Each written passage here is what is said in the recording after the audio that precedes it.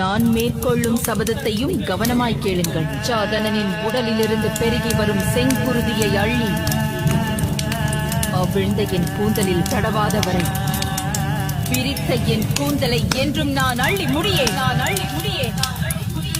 என்ன விரதம் ஏற்றாய் நீ அம்மா, நெஞ்செல்லாம் இறைவியாய் நின்றாயே அம்மா.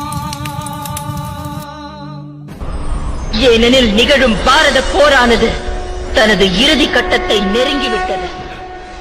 அகிலம் போற்றும் பாரதம், இது இணையில்லாம காவியம். தர்ம அதர்ம வழியினிலே, நன்மை தீமைக்கு இடையினிலே, விளையும் போரின் சத்தியம் வென்றிடுமோ.